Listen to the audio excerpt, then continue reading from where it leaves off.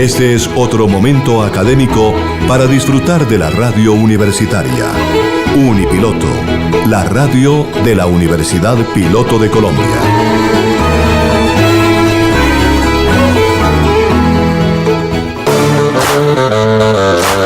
Oyentes de Unipiloto Radio, muy buenas tardes.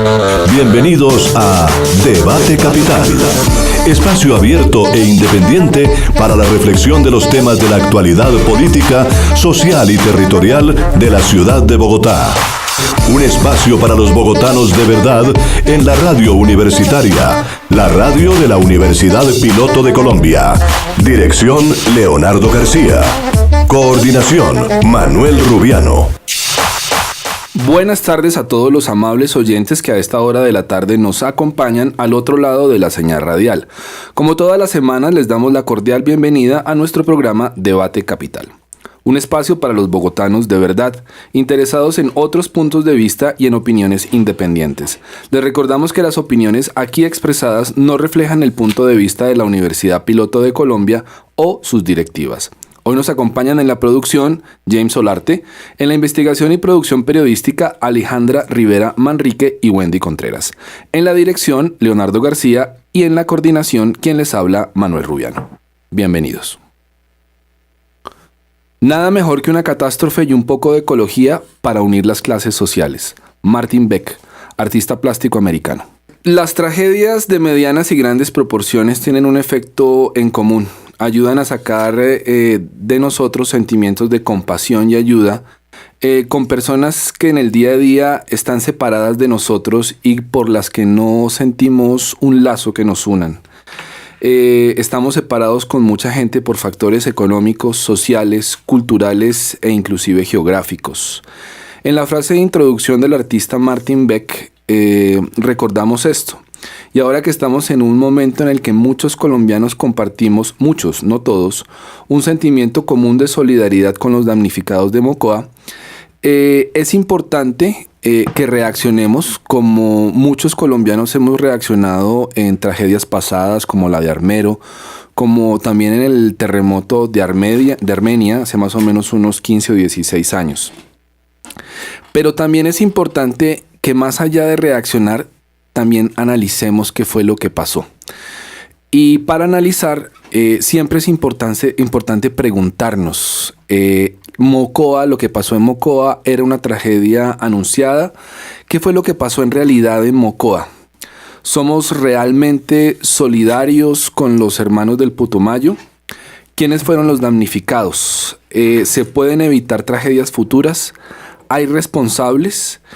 Yo los invito a todos nuestros compañeros de la mesa y también a las personas que nos siguen en la radio, que empecemos a hacernos esta clase de preguntas para que podamos tratar de hallar respuestas a lo que pasó en Mocoa. Bien, ¿qué piensa la gente? ¿Qué piensan los compañeros aquí de la Universidad Piloto? ¿Qué piensan las personas en la calle? ¿Qué opinión tienen? ¿Qué análisis tienen?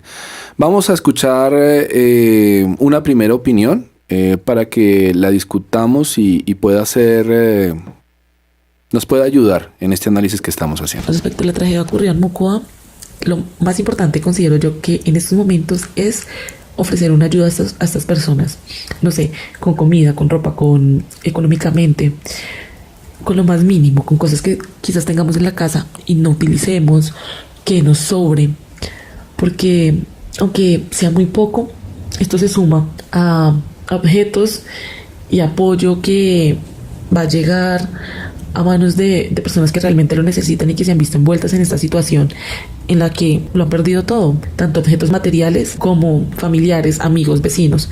Entonces también se hace un llamado a profesionales que puedan prestar un apoyo psicológico pues, a estas personas. Otro punto importante es que esta tragedia hace un llamado de atención fuerte a departamentos como el Caquetá, del cual yo provengo, y en el que no se es ajeno a que un río se desborde y afecte a familias, no que vivan cerca al río, sino que vivan en zonas de riesgo en las que es muy probable que se puedan ver afectadas por este tipo de situaciones. Quizás muchas personas lo ven a muy, muy largo plazo y no toman las prevenciones necesarias. Y también es como un llamado a que las instituciones locales se replanteen un poco esta situación. Finalmente, se puede no solo mitigar los daños de objetos materiales, sino también ofrecer un apoyo a estas personas que viven en estas zonas de riesgo con planes en las que se puedan reubicar en alguna parte que no corran este peligro y concientizarnos un poco de nuestras prácticas diarias, es decir, de qué manera afectan nuestras prácticas al ambiente, de qué manera podemos dejar de hacer ciertas cosas para contribuir a que estos daños naturales pues no sean tan fuertes, porque es claro que la contaminación ambiental contribuye mucho a que estas fuertes lloviznas cada vez sean peores. Bueno, ella era Michelle Vergara, estudiante de Sociología de la Universidad Javeriana de Colombia. Viene del Caquetá, ¿no, Alejandra? Sí, ella es del Caquetá, al igual que yo. Es una región más o menos cercana. Pero bien, digamos que en lo que ella nos comenta, básicamente sí, obviamente siente la región mucho más cerca, está pidiendo que ayudemos a esas personas, igual sentir una tragedia, el que no la vive no la siente, como decían muchos de los damnificados de la tragedia en Mocoa, pero ya después se pregunta, es un llamado de atención para las autoridades, hay que replantear ciertas cosas, ¿qué debemos replantear? Es lo que vamos a estar discutiendo. Primero que todo, preguntémonos qué fue lo que ocurrió, porque fácilmente uno puede pensar, es otra tragedia en un lugar que realmente ni sé dónde está. ¿Dónde está ubicado el Putumayo? El Putumayo limita con el Ecuador, al sur, y al occidente con Nariño. Tiene una población total de 345,000 habitantes, que es poco para ser un departamento. Acordémonos que Bogotá tiene 10 millones de habitantes, Medellín tiene más o menos 5. Y la población de Mocoa es de 45,000 habitantes. Los recursos que manejan son de 500,000 millones de pesos, que no es nada despreciable, y la mayoría de estos recursos se han destinado a transporte, es decir, a infraestructura. ¿Por qué infraestructura? Porque es un departamento realmente alejado y hasta la década pasada era una región prácticamente inhóspita, se llegaba en avión. Tiene una gran debilidad y es que ha sido duramente golpeado tanto por la violencia como la corrupción. Se han denunciado sistemáticamente que el dinero girado desde el centro del país, desde el Congreso y desde la presidencia, se desvía a alcaldes corruptos que los despilfarran. Pero eso lo vamos a analizar después. Bien. ¿Qué fue lo que pasó? Pues las fuertes lluvias causadas por el fenómeno del Niño, que es un fenómeno ambiental, provocaron el desbordamiento de 3 ríos, el río Mocoa, el río Mulato y el río Sancoyaco, generando un aluvión muy fuerte de lodo y de piedras gigantescas, piedras que medían hasta 15 metros y pesaban 7 toneladas, que afectaron a 17 barrios de la ciudad, de los cuales 5 quedaron totalmente destruidos. ¿Cuáles fueron esos 5 barrios? ¿Por qué otros barrios no quedaron destruidos? Es otra pregunta. Hay hasta el momento 270 personas muertas hasta el día de ayer y 400 personas heridas y muchísimos desaparecidos. Por lo tanto, no es una tragedia menor. La segunda pregunta que nos debemos hacer es si llovió tanto. ¿Cómo uno sabe si llovió tanto? La temporada de lluvias de inicio del año trajo 600 milímetros de agua sobre la ciudad y sus alrededores en muy pocas horas, un evento que fue atípico, pues en áreas cercanas del Golfo del Darién, es decir, en el Chocó, que es la región más húmeda del mundo, caen hasta 10.000 milímetros del agua, pero en un año. A esto hay que sumarle que los ríos que rodean a Mocoa se clasifican como torrenciales. ¿Qué es un río torrencial? Debido a la topografía y a las características ambientales y de lluvia, como lo ocurrido en la noche del viernes de hace 2 semanas y la madrugada del sábado, adquieren características violentas. ¿Qué significa? Que en un momento dado el caudal sube muchísimo y toman una gran velocidad, una velocidad que puede cambiar en horas, en minutos. Y básicamente lo que pasó fue eso, que en muy poco tiempo los ríos tomaron una gran velocidad debido a un efecto, a una circunstancia típica que fue una gran lluvia. Y llegó a la población de Mocoa y prácticamente destrozó todos los barrios y tuvo unas grandes víctimas. Como dice Cerati, la lluvia ya está derramada y un poco de miel, la miel que aparece después de cualquier tragedia, no basta. Estás escuchando en Unipiloto Radio Debate Capital, el espacio para los bogotanos de verdad. Personalmente creo que lo que pasó en Mocoa fue un hecho que pone de luto a cualquier persona que tenga sentimientos, que sea sensible, pero también creo que fue una falta de atención como cosa rara por parte del gobierno nacional y departamental.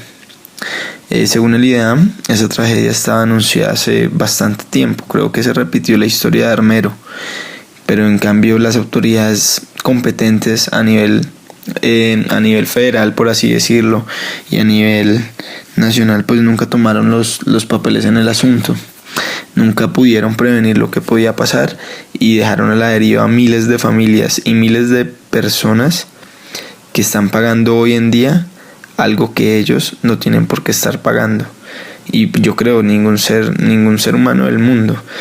Creo que una vez más el Estado tiene sobre sus hombros una tragedia más, y pues creo que el actuar oportuno hubiera sido una solución para que esta tragedia nunca hubiera sucedido y pues no estemos hoy lamentando lo que estamos lamentando hoy. Bueno, gravísimo.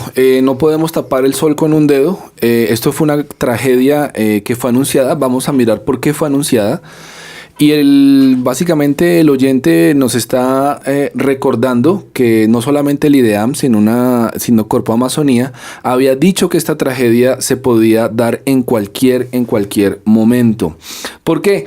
¿Dónde estaban los 5 barrios que fueron totalmente destrozados? ¿Dónde estaban? Estaban en la ribera de los ríos, y como nos revisé, digamos, en una entrevista que le hicieron a Corpo Amazonía, los ríos tienen memoria. Tú al río le puedes cambiar el cauce, pero el río va a tender nuevamente a ir por su cauce natural.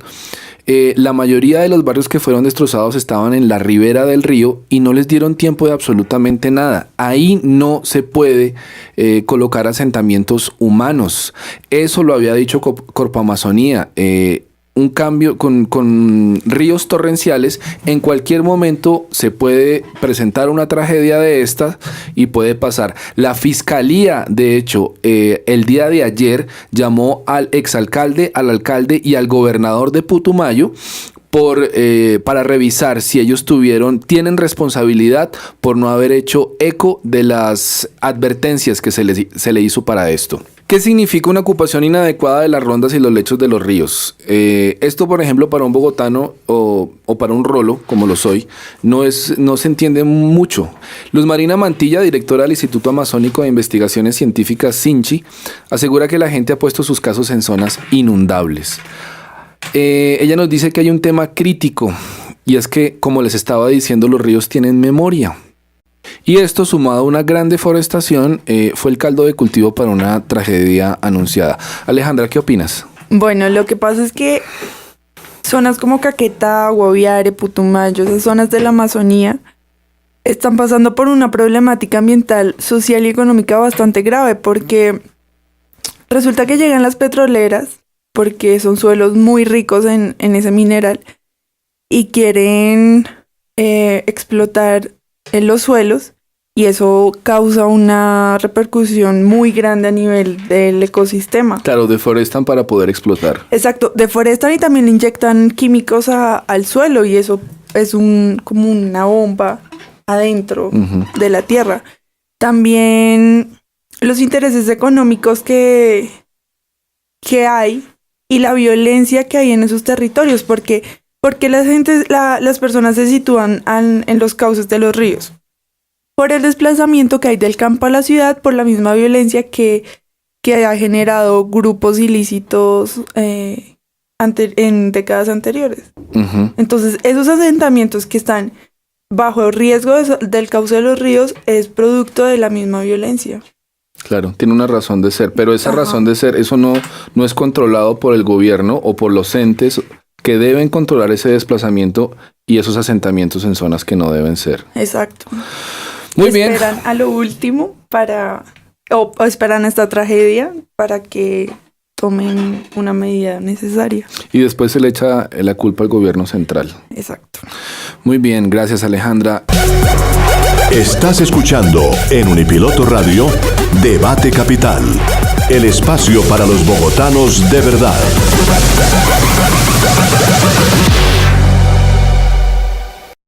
Wendy, ¿qué piensas? Yo creo que hay una parte importante y es que Putumayo es el quinto departamento con pérdida de capa vegetal. Esto es algo relacionado con lo que estaba diciendo Alejandra y también pienso que hay que tomar como medidas técnicas. Este desastre se sabía, se tenía conocimiento de ello y se habían hecho estudios y de hecho los habitantes de la vereda San Antonio, que fue como el inicio pues del desastre, habían anunciado el desastre al gobierno, pero pues ellos no les hicieron caso. Me parece pues una falta de respeto también con la gente, porque esa impotencia que se generan, que tú ya sabías que iba a pasar y que no te hagan caso, entonces es algo como muy, muy feo.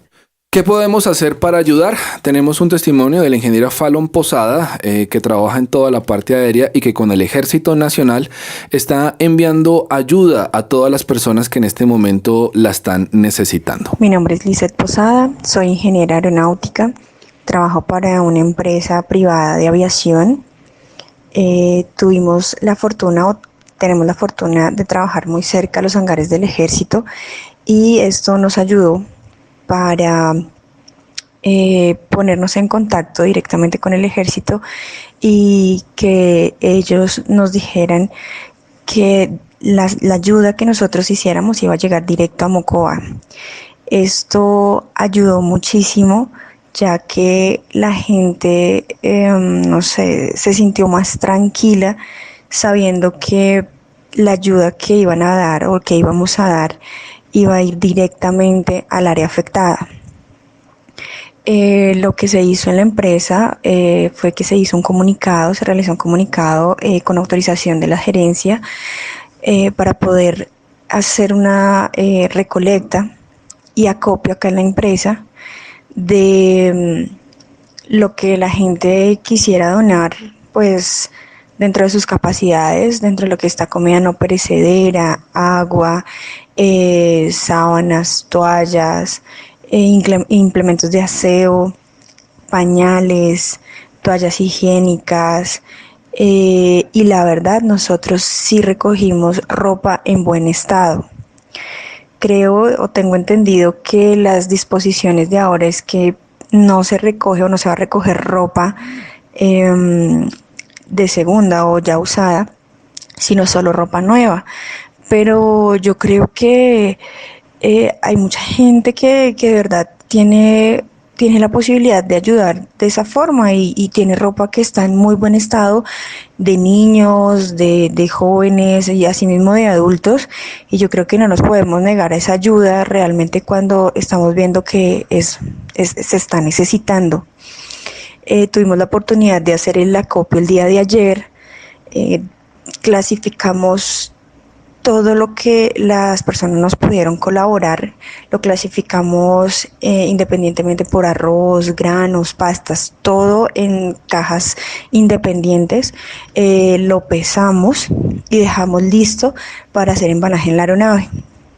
Esto fue el día de ayer, se recogió aproximadamente media tonelada y esta ha sido pues la forma en la que nosotros hemos tratado de aportar un poquito en esta pues en esta situación que se está viviendo en Mocoa. Bien, ahí está el testimonio de la ingeniera Posada, que está ayudando, porque hay gente que realmente está ayudando, pero hay una cosa interesante, cómo las personas que ayudan tienen cierta desconfianza al dar su ayuda en especie y pensar que no va a llegar. ¿Por qué? Como estábamos discutiendo aquí en la mesa, generalmente hay avivatos. Hay gente que recibe esas ayudas y que no le llega. ¿Cómo se sienten tranquilos? Porque el Ejército Nacional a través de la aviación lo está llevando allá. ¿Qué opinión tienes, Wendy? Pues de la gente de Vivata, no, ¿qué es eso? O sea, ¿cómo puedes estar robándole a unas personas que en realidad acaban de sufrir una tragedia? Había leído que las personas estaban, por ejemplo, aquí en Bogotá, la Cruz Roja había manifestado su inconformidad frente a ese tipo de personas porque estaban utilizando de estas cajas como de alcancía para donaciones. Sí. O sea, eso no sé, sinceramente es como una falta de todo. Ética. Muy bien. Estamos en este momento con el coronel Gómez Reina Jesús. El coronel es oficial de las operaciones del Comando de Ingenieros y es director de gestión de riesgos del Ejército. Buenas tardes. Buenas tardes, ¿cómo estás? Bien, yo quisiera saber cuál es la reacción del Ejército frente a este tipo de desastres. Bueno, todo el ejército como tal está volcado ayudando a las comunidades y a las familias de Mocoa. Estas personas han sido afectadas por este desastre que se ocasionó por un evento de origen natural y que tiene pues este número elevado de víctimas que ya está por encima de los 290 muertos y 300 heridos. El ejército desde el primer momento desplegó las unidades especiales que tiene atención y prevención de desastres, pertenecientes al batallón de atención y prevención de desastres del ejército, y desplegó también el batallón de operaciones especiales de ingenieros, que es el encargado de la instalación de puentes y perforación de pozos para suministrar agua a las comunidades. De igual forma, todas las tropas de la Brigada 27 del ejército se desplegaron para ayudar en la atención de la emergencia.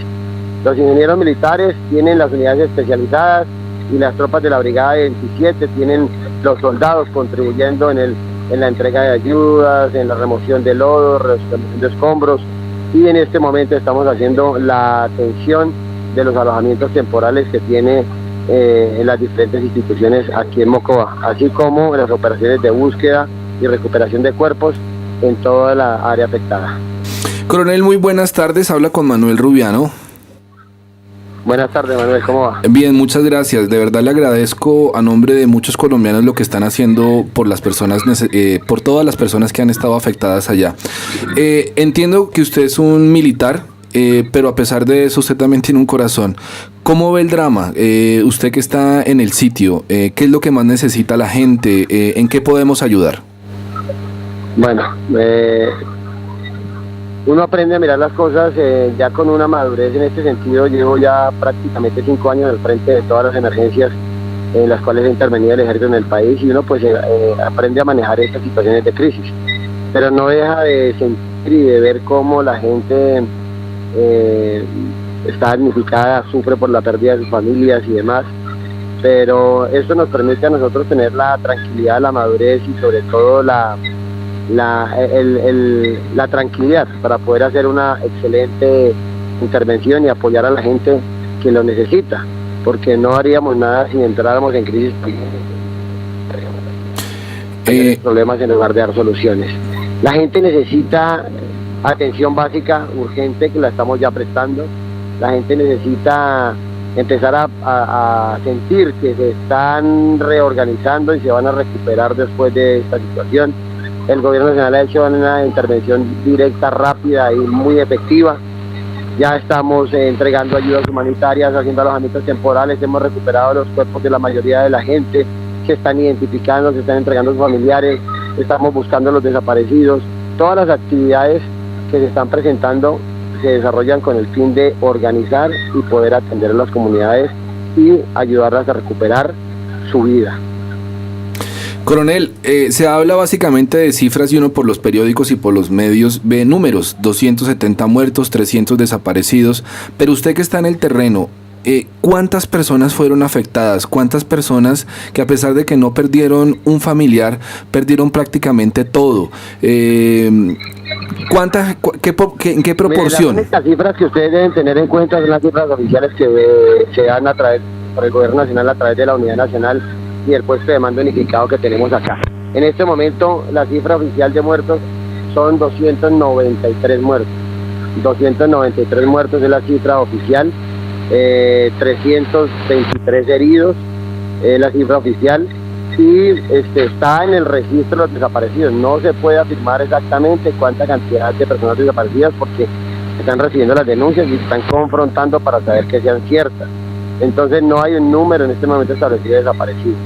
Las comunidades que tenemos afectadas y alojadas en albergues están alrededor de las 2.200 personas, que son las que perdieron sus casas, que no tienen dónde vivir, y las que estamos empezando a apoyar todo el Gobierno Nacional con subsidios de arrendamiento, con subsidios de alimentación, con kit de alimentación, kit de cobijas, con colchonetas y todo, que los van a apoyar. ¿Listo? Coronel, una pregunta. ¿Usted cree que esta tragedia pudo evitarse? No me pregunte eso porque yo no soy adivino. No puedo decirles que sí, no puedo decirles que no, porque de eso no se trata. Se trata es de atenderla, porque mi función es esa, atender la emergencia, recuperarle la calidad de vida a las personas y ayudarlos. No puedo ponerme a decir se podía o no se podía, eso no es mi competencia. Se han presentado casos de los llamados avivatos que han robado muchos. Sí, muchos. ¿Cómo enfrentan ustedes este tipo de situaciones? Hemos devuelto gente que se está yendo a pasar por damnificados e inclusive ya estamos actuando con fiscalía porque eso es un delito que se llama subvención. Hemos devuelto buses que venían con gente de otras partes a ingresar aquí, a decir que eran damnificados y los hemos sacado de acá. Entonces todo eso ha ido ayudando a que se den cuenta que hay controles para que no vengan los avivatos aquí a hacerse pasar por damnificados y a quitarles las ayudas a quienes verdaderamente lo necesitan. También en el control de la entrega de alimentos y enseres, ¿no? Total, eso se está haciendo con las instituciones, policía, ejército, estamos organizando Cruz Roja, bomberos, están haciendo todo lo respectivo. Ok, coronel, muchas gracias por su tiempo y por ayudar. No, señora, gracias a usted. Bueno, hasta luego. Bueno, ahí está la opinión de una persona que está al frente de la situación. Fíjense cómo realmente hay gente inescrupulosa. No todo el mundo se conecta con el dolor de otras personas, sino que aprovechan para quitarle a las personas que realmente necesitan. Y es una situación también difícil porque mencionó a una víctima que no podía dormir porque tenía que cuidar lo que apenas tenía. Bien, vamos con Stromae y Alonso Dance. Es una canción que nos recuerda que a pesar de que haya momentos oscuros, siempre hay que sonreír. Y bailar. Y bailar también. Y gozar. Estás escuchando en Unipiloto Radio Debate Capital, el espacio para los bogotanos de verdad.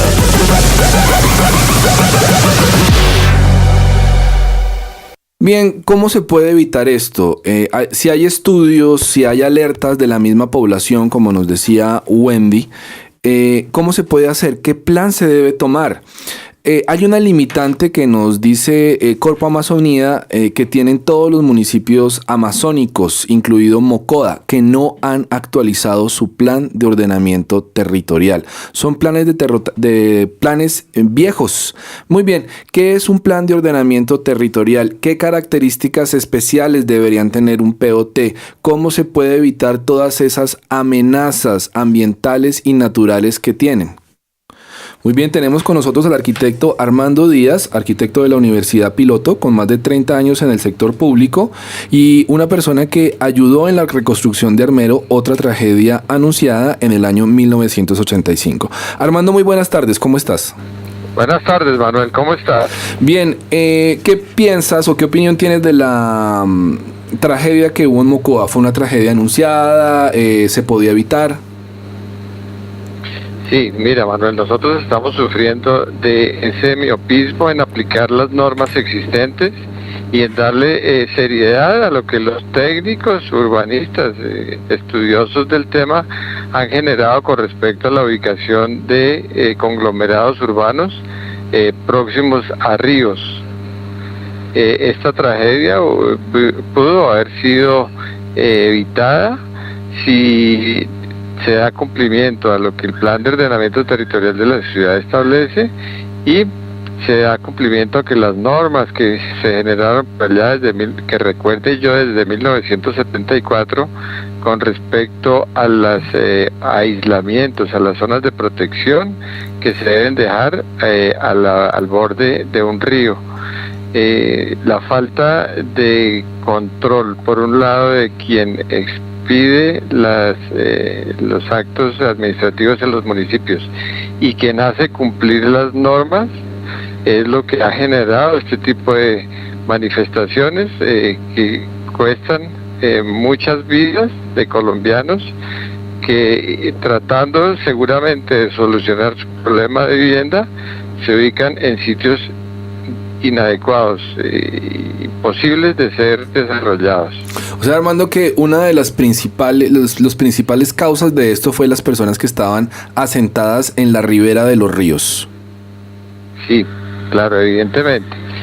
A esto se nos suma el problema gravísimo de la desatención al calentamiento global.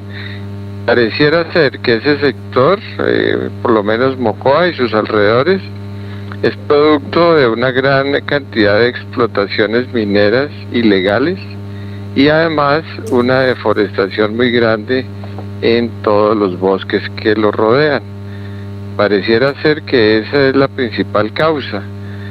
Y esta tragedia seguramente se repetirá en otros municipios, como ha venido pasando en Colombia, por la falta de prevención y precaución de las autoridades municipales. Armando, ¿cuáles fueron las medidas que se tomaron hace casi 40 años después de la tragedia de Armero? ¿Esas medidas que se tomaron sirvieron? Bueno, realmente la condición de Armero fue una condición diferente a la de Mocoa. En Armero, recuerdas que fue una imposibilidad de transcurrir por las escorrentías del río y el represamiento de eso provocó el deshielo y el reposamiento de esa tierra provocó la avalancha sobre la ciudad de Armero. También era una tragedia anunciada, ya se habían dicho los estudios en ese momento las entidades que estudiaban esos comportamientos de la naturaleza, que la ciudad iba a sufrir un desastre si no se tomaban precauciones, si no se limpiaban las riberas del río Gualí y si no se retiraban las personas que estaban habitando esos sectores. No hicimos caso en ese momento y la tragedia fue muy grave. ¿Cuál es el papel del arquitecto en esta situación? El arquitecto, pues desde el principio, en su tarea como planificador, debe anunciar y debe manifestar su inquietud con respecto a la ubicación de los municipios y la falta de respeto al marco normativo existente provoca que los asentamientos se ubiquen en lugares inadecuados. Un arquitecto responsable que dirija una oficina de planeación en el municipio debería tomar las medidas y debería ejercer el control urbanístico que le permita despejar esas zonas y hacer también visible su interpretación con respecto a lo que el marco legal le obliga a dejar distancias prudentes a las orillas de los ríos, en los dos costados. Por ejemplo, tu experiencia frente a la construcción de Armero, ¿cómo fue? Bueno, ya el hecho de la reconstrucción del municipio, del municipio, pues se presentó, como tú lo sabes, en municipios aledaños. Armero no se volvió a utilizar, ese sector se declaró incluso después Camposanto, pero la reconstrucción y la recuperación de las personas se dio en municipios aledaños como Lérida, Guayabal, incluso en el mismo Ibagué se generaron proyectos de vivienda. Nuestra participación fue acompañar al Instituto de Crédito en su momento en generar soluciones de vivienda para los damnificados en los diferentes municipios. Armando, finalmente nos hablabas de un POT. ¿Tú piensas que el POT de estas regiones y de estos municipios debe replantearse? Sí, señor. Y sobre todo seguir las recomendaciones que estoy casi convencido que están expresas en todos los documentos y hacer cumplir la norma en el sentido de que esos sitios, esos conglomerados urbanos que están asentados, pues hacer programas de reubicación donde la gente se pueda ya situar en el sitio, en lugares protegidos, que no vayan a tener problema con las afectaciones que la naturaleza le pueda generar, ni los ríos, ni los lagos, ni ningún tipo de elemento de componente de la naturaleza que los rodee, que esté cerca. Arquitecto. Es previsible si los POTs son hechos por profesionales, por personas preparadas, conscientes, estudiosas, que le aporten a la protección de los seres humanos en los centros poblados. Arquitecto Armando, muchísimas gracias por estar con nosotros, por contarnos esta experiencia que tuviste también en la reconstrucción de Armero y ayudarnos a sacar conclusiones, ¿no? Para que este tipo de tragedias no se repitan. Con mucho gusto, Manuel. Muchísimas gracias a ustedes. Muy bien, era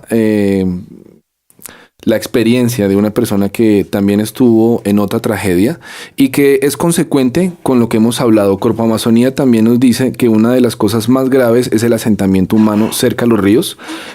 Alejandra nos hablaba también como en Caquetá estas personas llegan ahí porque son personas desplazadas de la violencia y no tienen otro lugar donde quedarse. Pero surge la pregunta, si esas personas llegan ahí, deben ser reasentadas. ¿De quién es esa responsabilidad? Esa responsabilidad evidentemente cae en el gobierno municipal, que maneja generalmente grandes cantidades de dinero que deben ser también dirigidos para evitar estas amenazas ambientales. ¿Qué significa? Estamos hablando que Putumayo maneja más de 500.000 millones de pesos. ¿Por qué una fracción de esos 500.000 millones de pesos no se envió para el reasentamiento de estas personas en las riberas de los ríos? Es una primera pregunta que nosotros tenemos que hacer. Si lo enlazamos también con que el departamento del Putumayo, está y ha estado con nexos básicamente con la corrupción, podemos revisar bastantes cosas. Miren la corrupción en este país también hasta dónde nos lleva. Nos lleva a vidas humanas, a perder vidas humanas, básicamente por todo lo que se deja de hacer y que se debería hacer con recursos existentes. Sí, hay que tomar como esas decisiones técnicas, ¿no? No hay que esperar a que pase, pues, para darse cuenta que faltó. O sea, sí hay que enfrentar como esas situaciones, pero realmente eso se puede evitar. Se puede salvar muchas vidas. No, y que para dónde se va el dinero, o sea, para el bolsillo de personas privadas y corruptos. De corruptos, y entonces la sociedad en dónde queda y para dónde vamos, cómo estamos. Antes de despedirnos, queremos recordarle a todos los estudiantes que aquí en la Universidad Piloto hay 2 campañas para recolectar ayuda para todos los damnificados de esta región. Una la está haciendo la Facultad de Arquitectura y pueden ir a dar toda esta ayuda, como lo he dicho, en el APR aquí de la universidad. Y la otra es la que está gestionando Relaciones Internacionales, que pueden dejar sus donaciones en el edificio T. El gobierno también autorizó a Davivienda con una cuenta de ahorros número 021-666-888 y la Cruz Roja con el Banco de Bogotá una cuenta corriente número 078-11-75-22 y BBVA con cuenta corriente número 24-20-16-244. Y también existe la página de litrosqueayudan.com. Les agradecemos a todos los oyentes que nos hayan acompañado en esta hora y también queremos que ustedes opinen sobre este tema. Nos pueden buscar en YouTube como Debate Capital. Ahí están nuestros audios y pueden opinar. Y en Facebook como Debate Capital y en Twitter. Nos encanta escucharlos, nos encanta leer todo lo que tienen que decir sobre el programa porque estamos para mejorar. Los esperamos la próxima semana, como siempre, por la tarde en este que es su programa Debate Capital. En Unipiloto Radio pasó Debate Capital. Agradecemos a nuestros oyentes su presencia y su interés en conocer visiones y opiniones alternativas sobre los temas de actualidad en la ciudad de Bogotá. Escúchenos todos los jueves a las 4:30 de la tarde en la radio de la Universidad Piloto de Colombia, Unipiloto Radio. Dirección Leonardo García. Coordinación Manuel Rubiano.